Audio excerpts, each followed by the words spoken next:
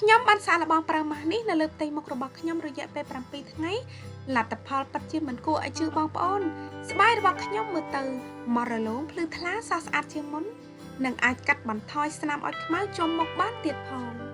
ប្រសិនបើបងប្អូនចង់បំបត្តិជាប់មុខស្នាមមុននៅលើផ្ទៃមុខហើយទទួលបានស្បែកដែលសខ្ចីភ្លឺថ្លា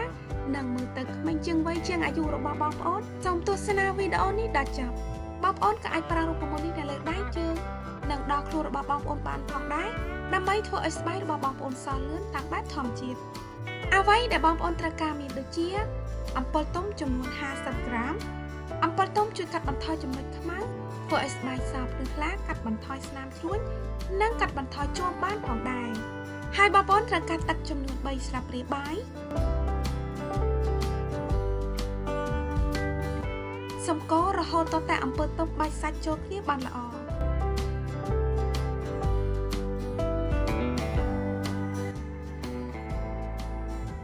ម្សៅកាហ្វេចំនួន1ស្លាបព្រាបាយម្សៅកាហ្វេជួយជំរុញកោសិកាចាស់ធ្វើឲ្យស្បែកភ្លឺថ្លានិងជួយបន្តាំងស្បែកមុខបន្តមកទៀតបងប្អូនត្រូវការម្សៅតែបៃតងចំនួន1ស្លាបព្រាបាយហើយបងប្អូនក៏អាចប្រើតែប្រភេទផ្សេងទៀតក៏បានដែរតែបៃតងជួយប្រឆាំងនឹងមុនជួយបង្រួមគល់រងផ្ដល់សំណើមដល់ស្បែកមុខដែលអាចជួយធ្វើឲ្យស្បែកភ្លឺថ្លានិងក្មេងជាងវ័យហើយបងប្អូនត្រូវការទឹកឃ្មុំចំនួន1ស្លាបព្រាបាយទឹកឃ្មុំជួយព្យាបាលមុននិងផ្ដល់សំណើមដល់ស្បែកមុខ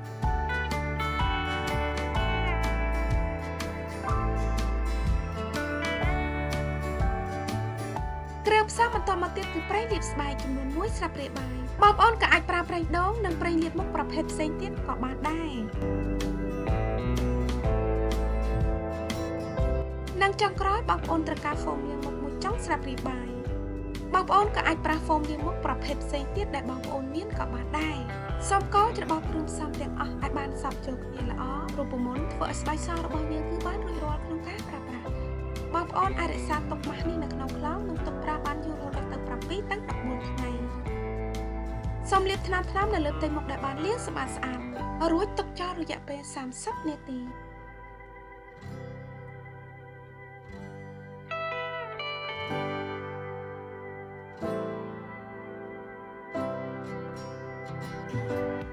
បន្ទាប់មកម៉ាស្សាថ្នាំ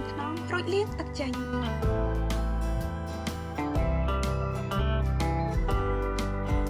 កុំភ្លេចលាបឡេឬប្រេងដោះសំណើមដែលបងប្អូនប្រើជាប្រចាំសម្រាប់លទ្ធផលកាន់តែប្រសើរសូមប្រើរូបមន្តនេះម្ដងក្នុងមួយថ្ងៃយ៉ាងហោចណាស់ឲ្យបាន7ថ្ងៃជាប់គ្នាសម្រាប់លទ្ធផលឆាប់